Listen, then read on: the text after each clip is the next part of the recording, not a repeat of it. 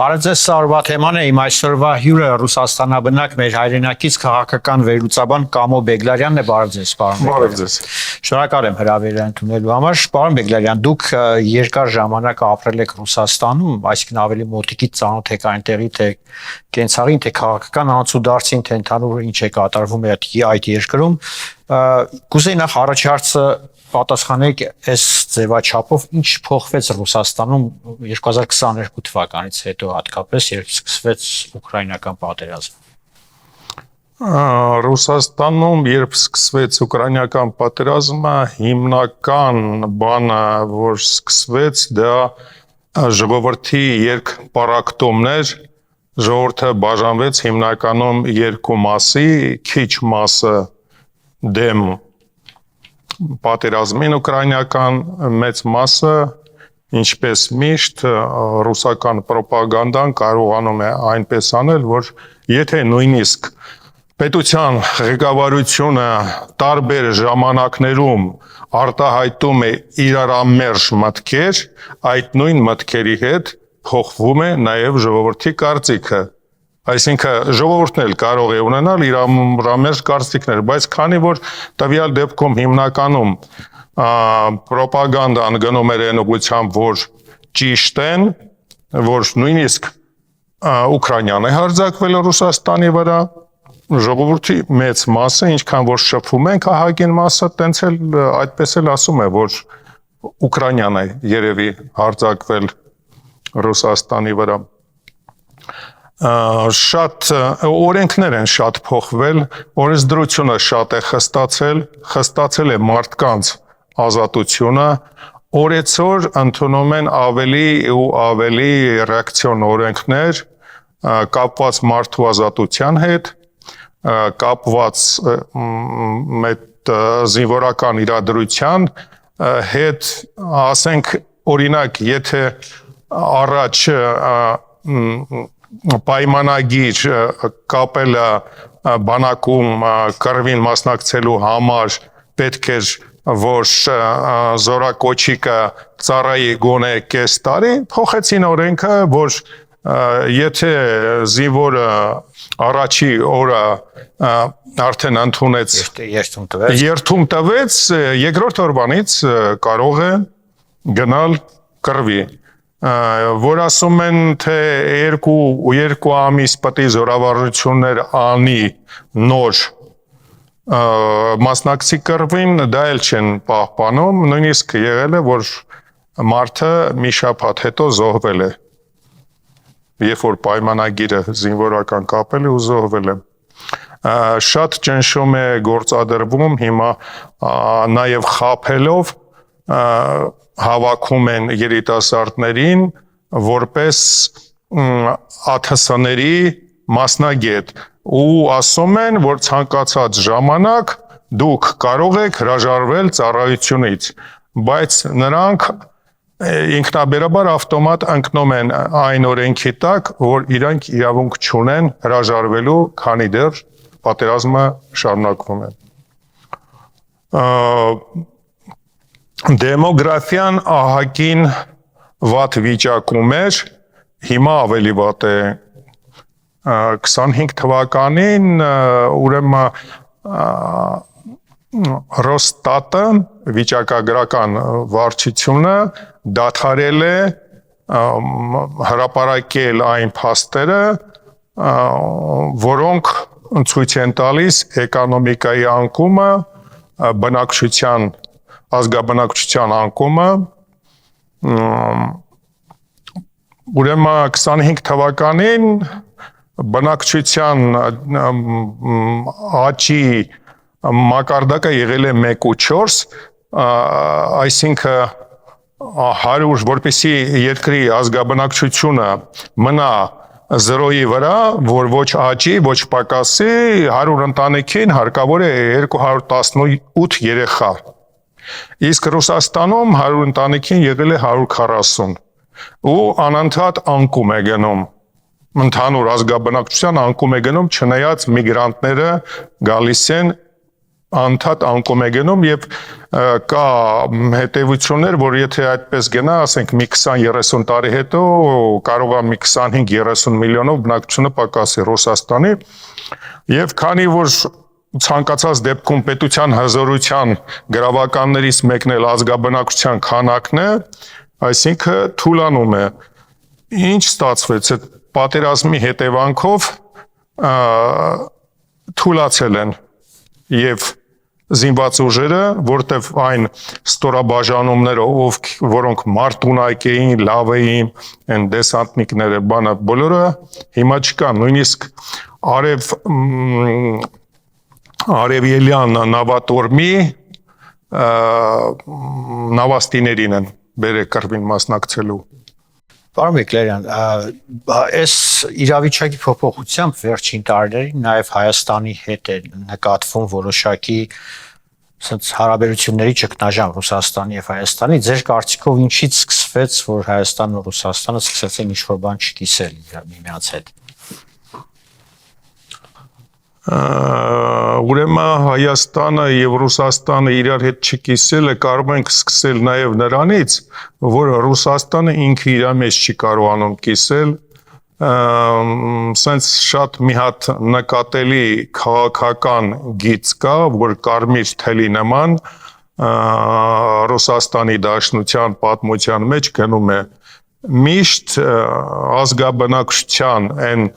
առավել զարգացած, առավել դեմոկրատական խավին, որ կարող է լինել պետության զարգացման հիմքը, այդ մարդկանց կամ վտարել են, կամ աքսորել են, կամ գնդակահարել են։ Նույն ձևի, ովքեր որ դեմ էր պատերազմին, նրանց մեծ մասը կամ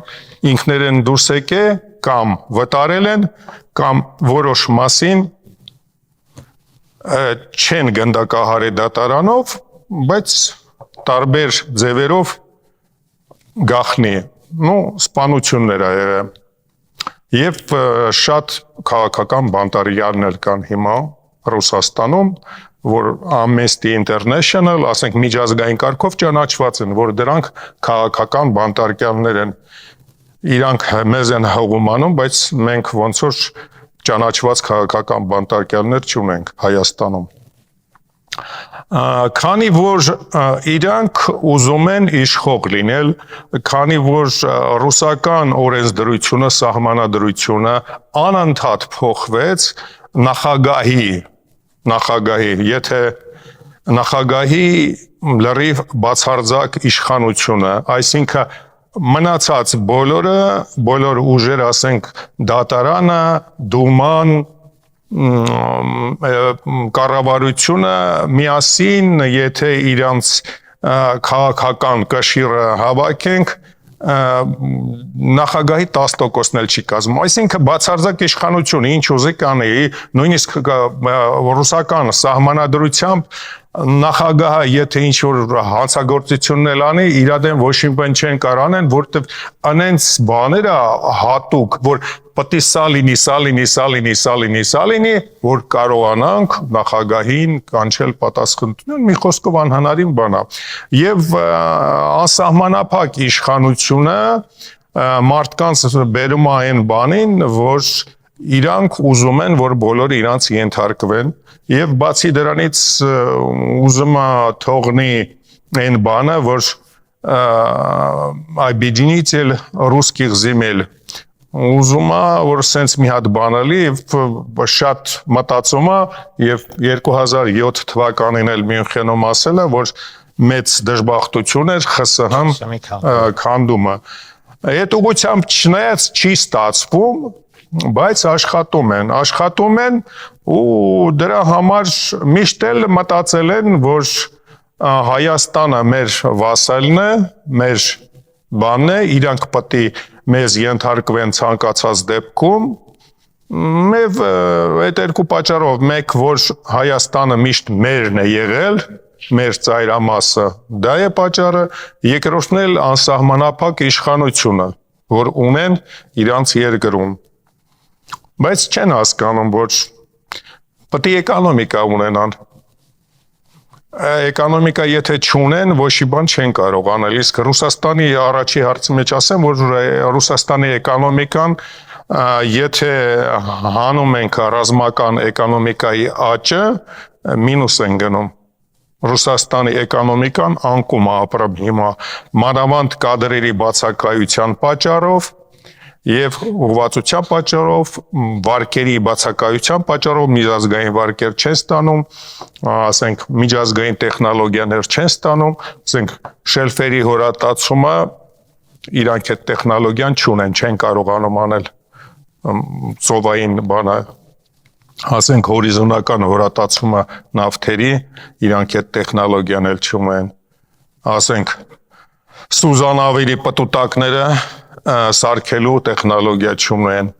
Գազպրոմը, բանը, Ռոսնեֆտը բոլորը վարկեր էին ստանում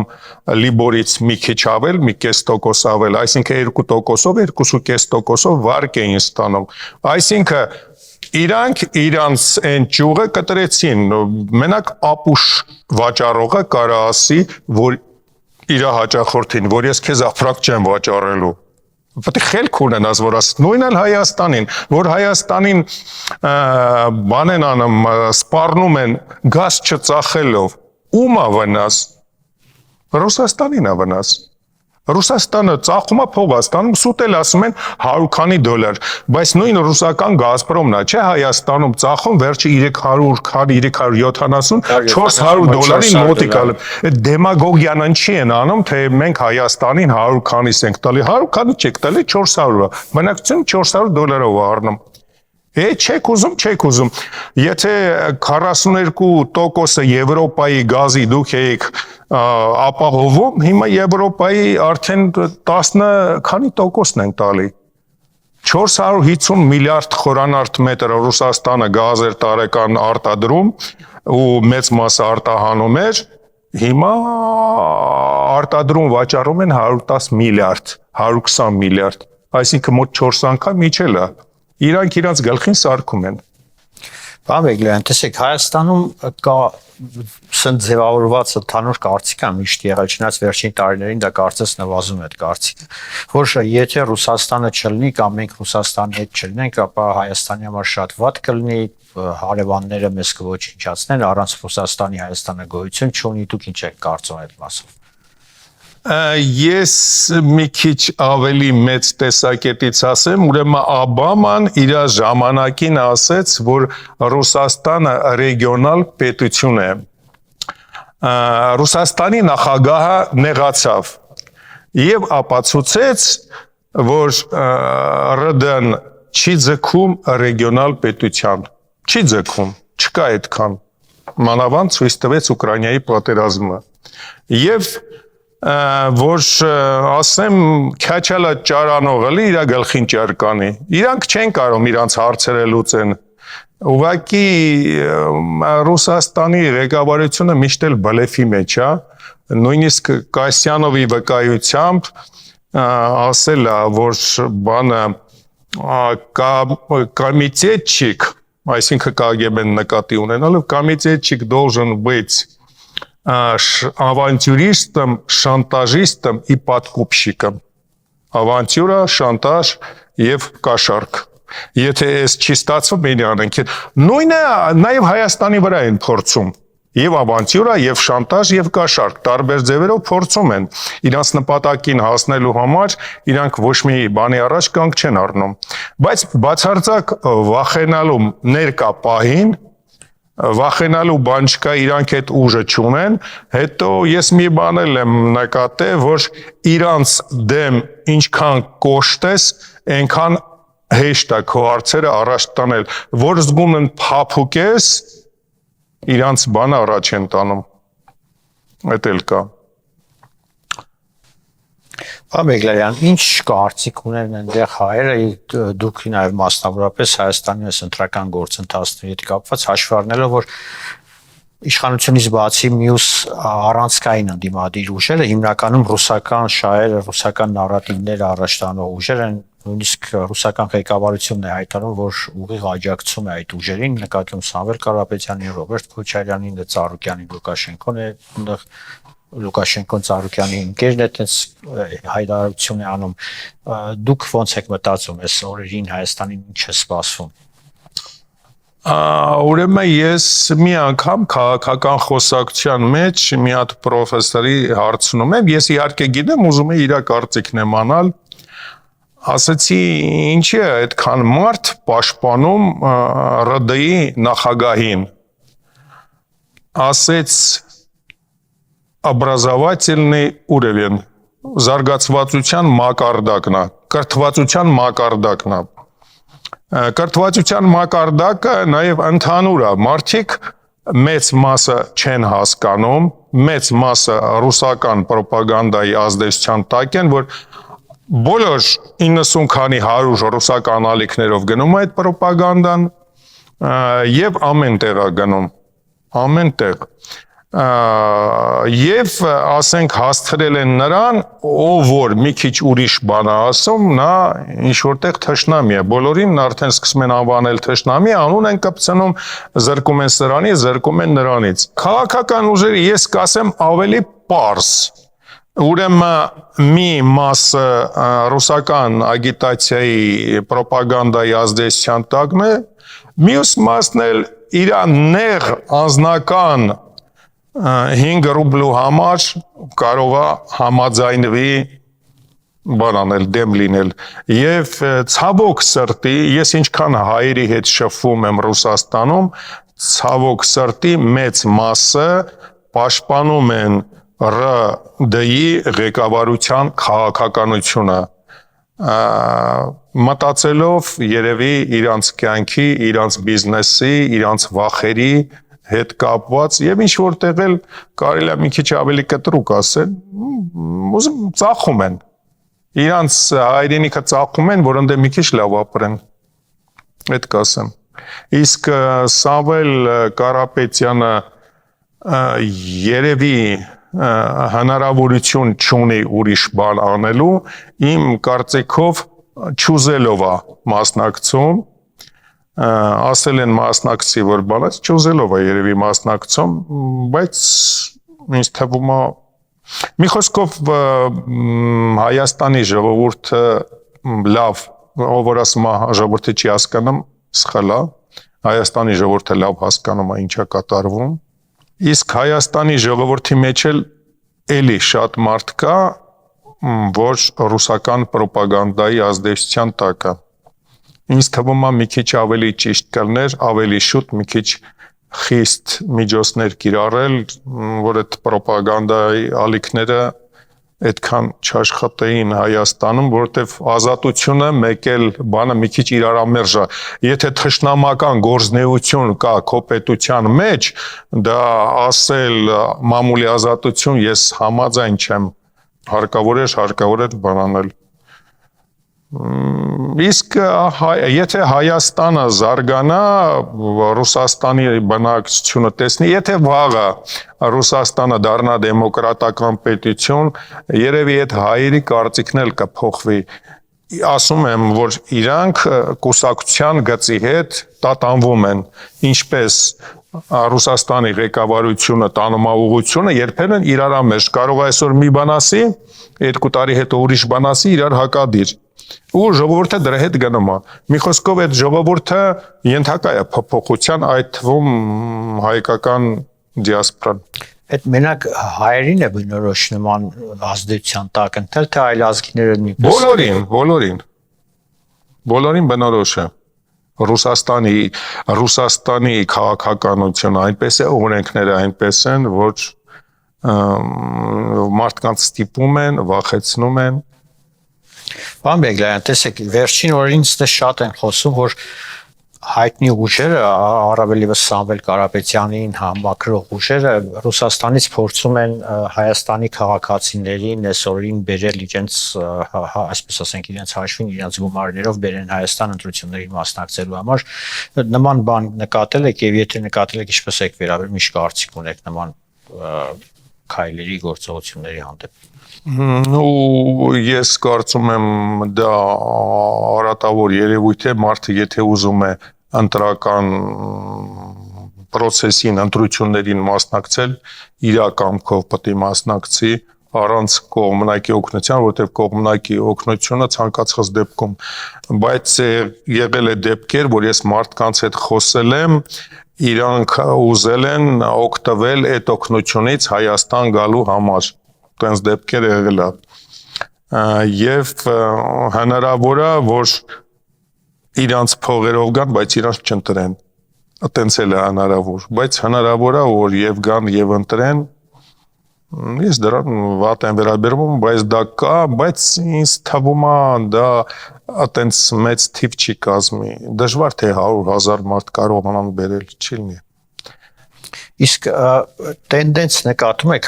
Ռուսաստանից հայերի վերադարձի հետ դեպի Հայաստան, ասենք որ մարդիկ երկար տարիներ, ասենք այնտեղ ապրել են, հիմա որոշել են վերադառնալ, աշխարհներով թե Ռուսաստանում ստեղծված իրավիճակ, թե Հայաստանում վերադարձողները քիչ են, բայց շատերի մոտ ցանկություն կա, շատերի մոտ կա ցանկություն վերադառնալու, ասենք իմ շրջապատի հետ որ շփվում եմ, երևի հայերի մոտ կեսը մտածում են, որ պետքա վերադառնալ։ Որովհետև Հայաստանում է դեպի լավ բան փոխվել, թե Ռուսաստանում է դեպի վատը։ Որովհետև Հայաստանում կորցնում ենք մեր ինքնությունը, ցանկացած Ռուսաստանում, որ ցանկացած պետության մեջ, եթե դու նորմալ հայ ես, գնացիր ընդ ուրիշ երկիր ապրելու, երրորդ սերունդը արդեն հայ չի լինում։ Տենց եթե կոպիտ ասենք, էլի մոտավորապես, այսինքն թորնիկդ չի լինում արդեն հայ։ Այդ կորուստից խուսափելու համար ինձ թվում է հարկավոր է ինչքան հնարավոր է շատ վերադառնալ եւ շատ են ասում մենք պետք է մի քիչ Իսրայելի օրինակը տեսնենք։ Մարդիկ ընդամենը 10 միլիոն ժողովուրդ ունեն, բայց հնան մի բնակչի հաշվով $52,000։ Եթե կարողանանք անենք, որ գոնե մոտենանք նման ցուցանիշների։ Որպեսզի մոտենանք Օրինակ այսօրվա քաղաքականությունը Հայաստանի իշխանությունների ո՞նց եք վերաբերում այդ քաղաքականության իշխանության, թե ներքին թե արտաքին։ Շատ դրական են վերաբերվում, հարկավոր է մի քիչ ավելի շատ։ Ուրեմն որպեսզի պետությունը ուժեղ լինի, Պիտի երկրի էկոնոմիկան ուժեղ լինի, որպեսզի երկրի էկոնոմիկան ուժեղ լինի, պետք է մարդը ազատ լինի, բիզնեսը ազատ լինի։ Մենք Հայաստանում հասել ենք նրան, որ մարդը ազատ է, բիզնեսը ազատ է։ Եվ հարկավոր է զբաղվել էկոնոմիկայով, էկոնոմիկան եթե ուժեղ լինի, ասենք էկոնոմիկայի զարգացումն էլ շատ հարցեր է, ասենք եթե քննարկենք շատ հարցերի հետ կապնված։ Ձեր կարծիքով դեռ հələ այն աստիճանը չի տնտեսության զարգացումը, դեռ տեղում Մեր ուղղությունը շատ լավ է։ Մեր ուղղությունը շատ լավ է։ Ասենք եթե ես գրաֆիկով ասեմ, Հայաստանի էկոնոմիկան սենց է գնում, սոցիալական հարցերի լուծումը Հայաստանի էկոնոմիկան սենց է գնում, Ռուսաստանի այսինքն ու ինձ թվում է արդեն համարյա հավասարվել են մինիմալ աշխատավարձները եւ մինիմալ թոշակները Ռուսաստանի հետ հավասարվել են այս տեմպերով որ գնա արդեն մի 2 տարի հետո ինձ թվում է բավականաչափ բարձր կլինի մինիմալ աշխատավարձ եւ մինիմալ կենսաթոշակ ավելի բարձր կլինի Հայաստանում չնայած հիմա էլ թեթև կենսաթոշակի մինիմումը թեթև բարձր է Ռուսաստանի կենսաթոշակից։ Ես շատ բարձր եմ գնահատում Հայաստանի ձեռք բերած հաջողությունները ամենաառաջինը որ այսպես ասած բռնապետությունը մի քիչ եթե բան անենք, ցենց կոշտ ասենք, որ բռնապետությունը փոխվել է դեմոկրատիայի։ Ճիշտ է, բռնապետության ժամանակ թեթևակի դեմոկրատիայի տարեր եղել են, կամ ասենք հիմա դեմոկրատիա թեթևակի թերություններ կա, միանգամից չի լինի։ Բայց այդ ուղղությունը շատ լավ է։ Հայաստան անցել է դեմոկրատիայի, այդ ուղուց շեղվել պետք չի։ Հարկավոր է զարգացնել էկոնոմիկան եւ ես շատ գոհ եմ Հայաստանի դիպլոմատիայից շատ լավ են աշխատում արտաքին քաղաքականությունը շատ լավ են աշխատում եւ ապրեն շատ սահուն անցում են կատարում Ռուսաստան, Եվրոպա շատ սահուն անցում է, ոչ մի այնց բան չեղավ։ Այս մի քանի տարվա մեջ ես գնահատում եմ բավականին սահում անցումը, այս մի թեթև բանը կհարթվի կգնա, ոչ մի բան էլ չի լինի։ Այս մի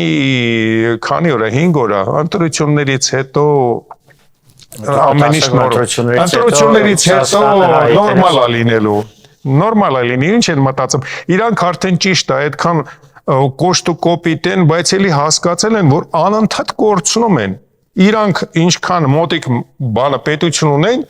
իրանք իրանց շրջապատել են թշնամիներով, արդեն հասկացել են, որ չեն կարա Միջին Ասիայի պետությունների հետ վերևից խոսեն, որտեղ որ խոսում են, պատասխանը ստանում են, կորցնում են դրանց, գնում են Չինաստանի ազդեցության տակ, Ռուսաստանի ազդեցության տակ էլ ոչ մեկը չկա, ոչ մեկը, որ ԽՍՀՄ տարածքը նայենք, բացի Բելարուսիայից ՌԴ-ի ազդեցության տակ, այն էլ Լուկաշենկոն էլ երբեմն իր ուզածն անում է, վերջերս էլ հայտարարեց, որ բացառվում է, որ Բելարուսյան Ուկրաինայի դեմ բանանի պատերազմի։ Անենց որ ես գնահատում եմ Հայաստանի ապագան, շատ բարձր եմ գնահատում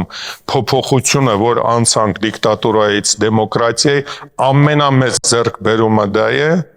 ամեն ինչ նորմալ գնում իր ճանապարհով, մի քիչ պետք է էկոնոմիկայի ուղղությամբ ավելի շատ աշխատենք, եւ մեկ էլ գուցե երբ որ արդեն նորմալ քաղաքական ուժեր լինեն, ես տեսնում եմ ցանկալի բոլոր շատերն են ասում, ես էլ եմ ուզում, որ ընդդիմությունը բան ազգային ժողովում լինեն դեմոկրատական կուսակցությունները, որ մեկը մեկից ուզի լավ անել, ոչ թե մեկը ուզի լավ անել, մյուսները ուզեն քանդել։ Այդպես պետք է լինի։ Հիմա ինչ ընդդիմություն ոչ կա, էլի։ Չէ, որ տես չլինի։ Ընդդիմափոխություն էլ է պետք մեր երկրին, էլի։ Այո, ընդդիմախոսություն, դե ահա որ է 19 կուսակցություն, դաշինք էդի, որ շատ է, դե վերջը կմաղվի, կմնան քիչ, գուցե 5-ը, 6-ը, որտեվ այդքան չեն կարա մասնակցեն, տեսնում են, որ ձեն տվող չկա, ձայն տվող չկա, քիչ կմնան, բայց ցանկալի է, որ ասենք բոլոր բանի նման հեծանիվ հորինել պետք չէ, բոլոր նորմալ պետություններում 2, 3, 4, 5 մաքսիմում կուսակցություն են։ Մոտավորապես էլ տենց Հայաստանում է պետք, որ ազգային ժողովում լինի 5 կուսակցություն եւ ցանկալի է, որ բոլորն էլ պետականամետ լինեն, բոլորն էլ դեմոկրատ հայացքով մի քիչ, ասենք, իրարից տարբերվեն։ Մեկը ժողովրդադեմոկրատական, մեկը քրիստոնեադեմոկրատական եւ այլ այդ սկզբունքներով։ Շնորհակալություն։ Սա օրվա թեման էր, իմ զրուցակիցը Ռուսաստանաբնակ քաղաքական վերլուծաբան Կամո Բեգլարյանն էր, կհանդիպենք առայժմ։